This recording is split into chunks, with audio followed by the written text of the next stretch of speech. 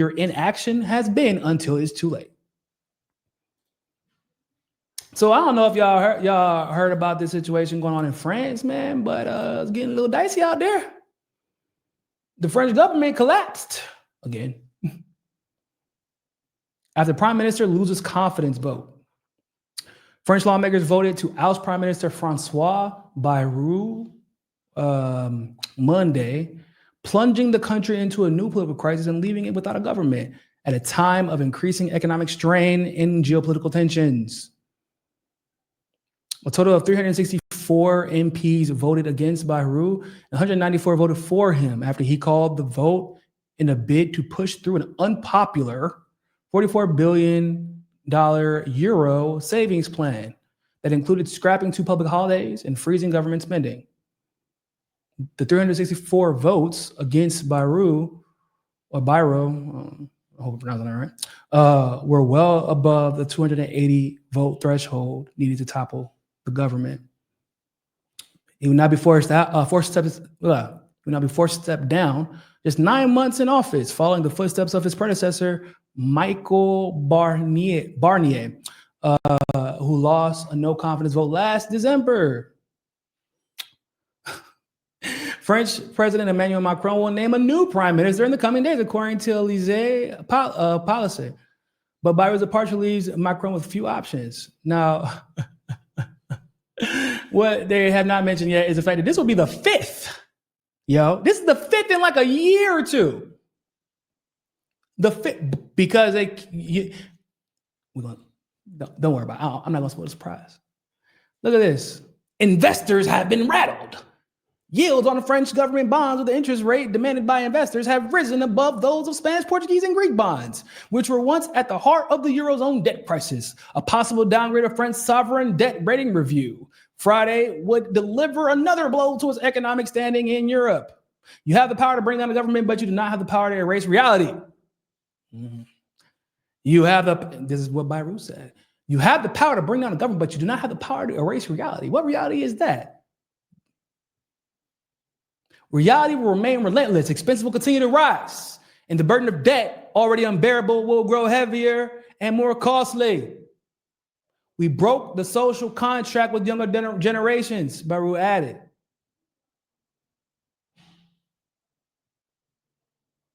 Did y'all find something a little bit strange? They keep talking about like bonds becoming less valuable, the overall sovereignty of the currency in France becoming less viable, the economy crashing, the government crumbling. But what's weird about this particular article, in a lot of the conversations that I've seen had on social media, is that nobody wants to discuss why.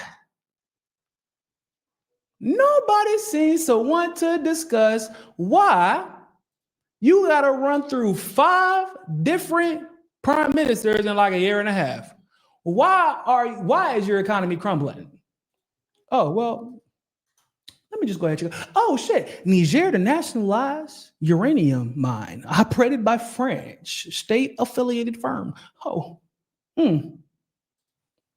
That's interesting. You would think that would be an important part of an article specifically talking about the failings of a government and somebody voted out over during a no confidence vote specifically because of economic backlash. And funny enough, that prime minister said, they said it was a $55 billion euro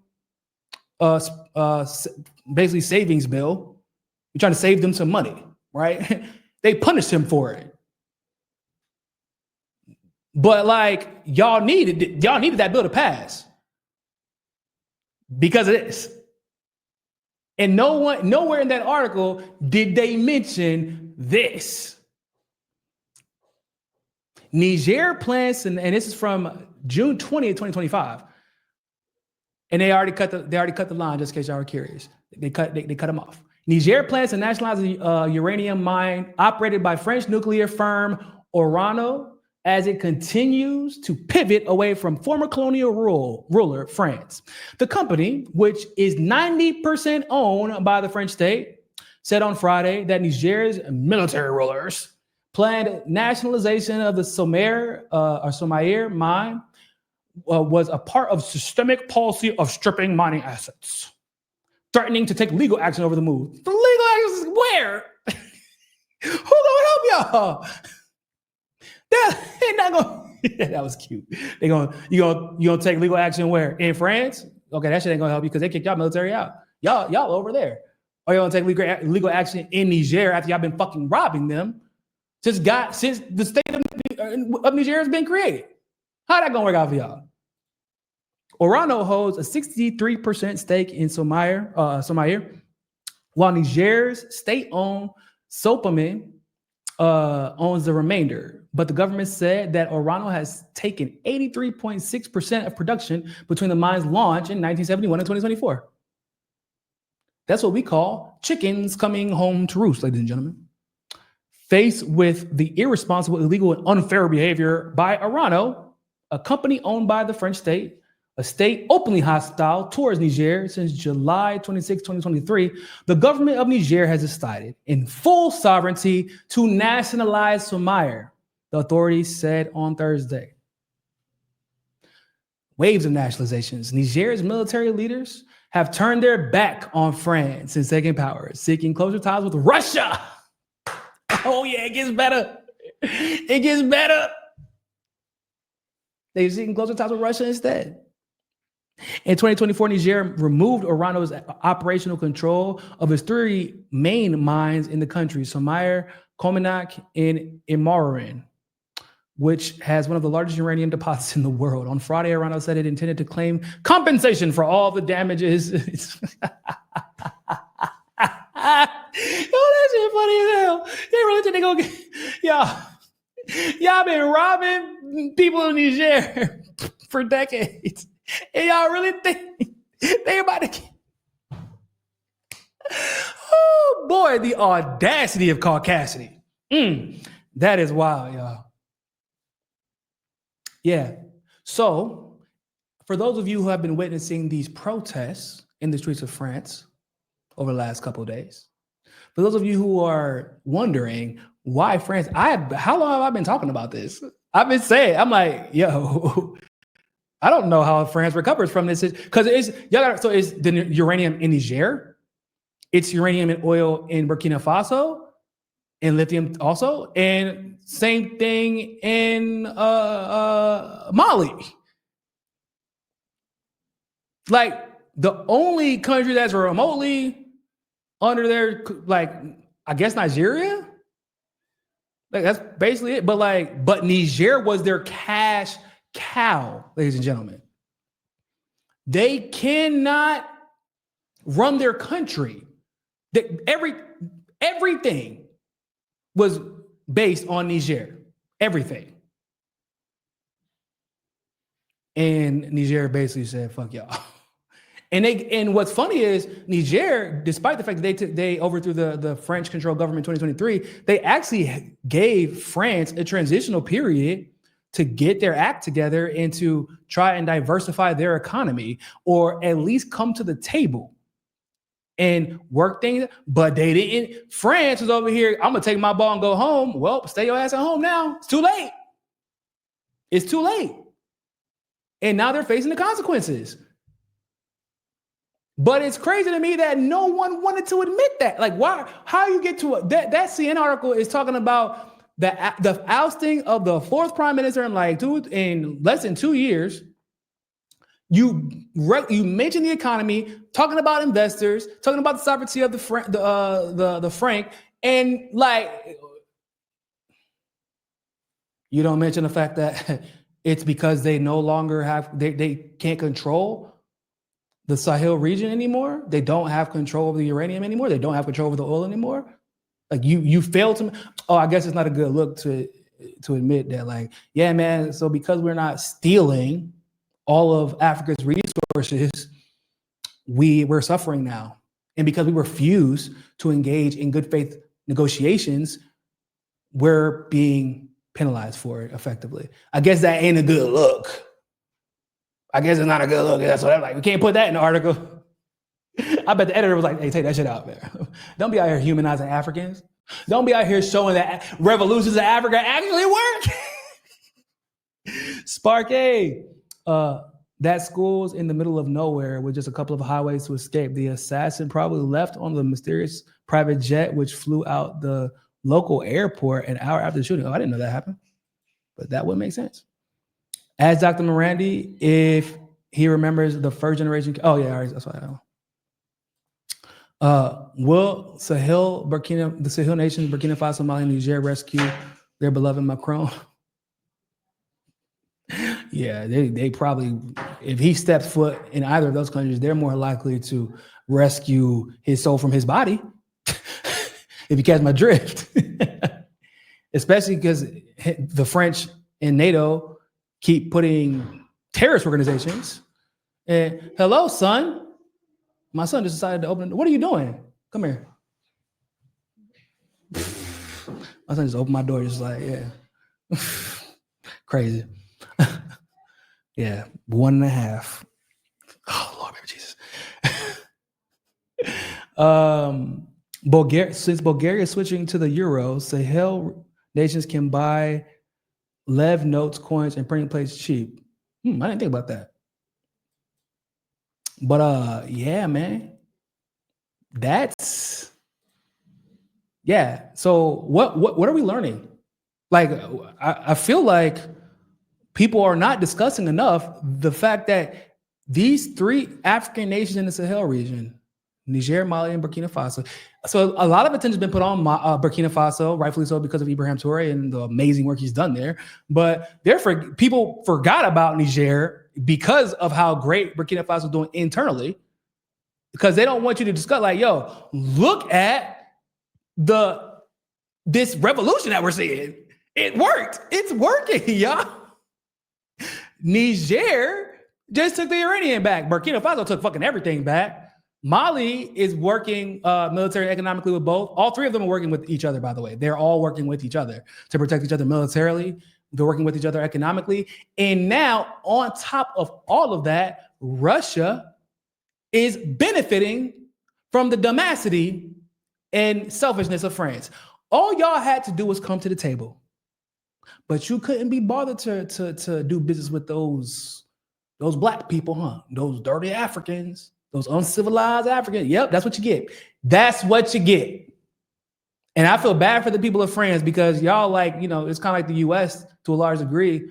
I understand y'all can't control y'all necessarily every decision y'all politicians make. I know y'all be out there raising hell, and if anybody fights for democracy, it definitely be those French people. They really believe in fighting for the democracy.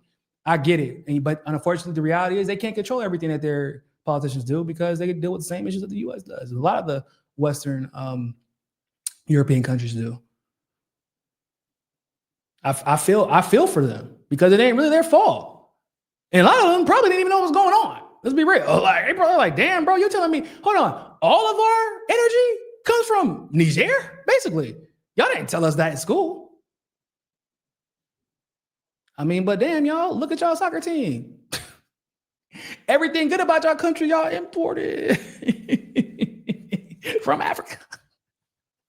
Let's be real about it, right? Y'all ain't out here dominating like that without Africa. I'm just saying. Oh boy, look at it, like Victor Wembanyama. I'm pretty sure Wembanyama is not a name of French descent. Even y'all like best basketball player right now, at least right now for them. Well, yeah, no, because Joel Embiid could have played for France, but he's not really from France. But Wembanyama is actually born in France, and even Wembanyama. Come on, guys. Like, y'all should, maybe some red flags should have went up at some point. Like, damn, man, all these Africans are able to come here. How? Yeah, because y'all colonized the shit out of them, have been robbing their resources for generations and decades. And it turns out that y'all literally could not survive without them. And France has actually been losing its grip on a lot of countries, because it started, if my history serves me correct, if I'm not mistaken, it started really around the end of World War I or World War II. Like, they started losing like Syria and Lebanon and like in Libya, and like they were actually losing their grip for a while now. And like, without NATO, they wouldn't even have been able to maintain NATO and partially ECOWAS. They wouldn't have been able to maintain their grip on countries like Cameroon, Niger, Burkina Faso, and Mali. But then like NATO overstretched itself. They overplayed their hand, overplayed their cards, and now we're here. So, but like if you look at history, France was already like on the brink of losing power over their neo-colonial, or really losing their neo-colonialist grip over those countries. Like they were already on the brink. And now the chickens are coming home to roost, y'all. I'm trying to tell y'all, hey man, look, get a different passport. Because the US, y'all, it's coming. The end of the Western Empire is coming.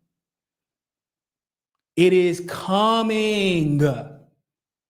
And I know people like don't want to believe it. Oh, thank you. So it's 5 prime ministers since Macron's second mandate started in 2022. So 5 prime ministers 2022. Yeah, but that's crazy. That's insane. Like what? And it's all because of this though, and no one wants to admit it. Nobody wants to say the quiet part out loud. We've been robbing Africans, and we can't do it anymore. And also, we're giving a bunch of money to neo-Nazis in Ukraine, but that's a different conversation for a different day. But we've been robbing Africans. We can't do it anymore, and now our country is about to collapse. So that's like France and African nations in the sub-Sahel region, or not sub-Sahel, in the Sahel region. Imagine the U.S., but the world. Think about that. Imagine the U.S., but the world, because it's a lot. If the French with NATO and ECOWAS and the people they paid off in these various nations couldn't hold on to 3 countries that they swore that they never would have to worry about, and they thought like, yeah, we can base our whole economy off of, or at least the majority of our economy based off of the production we're getting from these countries. Imagine the U.S. right now, who can't even like they're out there beating their chest like Magilla Gorilla at Venezuela, and Maduro's like, we fucking dare you. Go ahead. Come on. If you're gonna invade our country, come do it. I just called up 4 million people, by the way, so they're gonna be waiting for you at the beach when you do decide. But come on.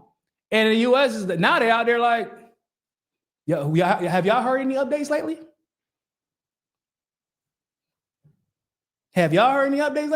Because they're not going to do anything. They're not going to. The U.S. isn't going to do anything. Did we do anything? Did we really do anything in Iran? Yeah, we launched some missiles. But really, Iran said they'll be back up and on their feet in a couple of months, and they are. So, and that's not going to change. That's why Israel is threatening another attack, because nothing really was successful, even though Netanyahu claims they achieved their objectives. Okay, so that's out the window. Whenever this whole situation between the French in Niger and Burkina Faso and Mali popped off, people kind of forget, like the U.S. was threatening those nations, and all 3 of them said, yeah, go fuck yourself. Do something. Okay, yeah, so French, y'all got this? Okay, we really can't. We threatened. We beat our chest really loud this time. Didn't work though. So the situation in Ukraine, Russia about to get everything they want, and the U.S. is scared to openly put boots on the ground, because they know the more that happens, then all hell's gonna break loose and we can't win. Wow, if Iran is so easily beaten, why not just invade Iran? Okay, we can't beat Iran. So as the U.S. continues to do bullshit like France has been doing, right? France continues to continue to engage in Western imperialist bullshit and saber rattling, and you're losing power simultaneously and losing influence simultaneously. Instead of pivoting, the U.S. is doubling down while simultaneously losing influence. So if France is experiencing this, imagine what's about to happen in the U.S. Because France only had a few countries to maintain its dominion over. The U.S. has basically the entire Western world and then some. And ain't gonna be no. We can fire as many we don't have prime ministers, but you can fire prime ministers, reelect presidents every 8 years. replace all. It don't matter, like, because there has to be a complete and total shift of policy, starting with the Fed, and you have to diversify the economy, and you're going to have to start negotiating with countries, and all the countries, the main countries that you would have to negotiate with, which starting would be Russia and China. You've been pissing off, and you would start the negotiation from a position of weakness. Because people know at this point, if the U.S. actually started negotiating, it's because you've seen your downfall. You know it's coming. So, and we have power. Like we've already been we've been making friends in Africa. We've been making friends in Latin America. We've been making friends in Eastern Europe, in the Middle East, in Southeast Asia. While y'all have been beating y'all chest like you're going to do something when y'all know y'all don't have the power to do it anymore.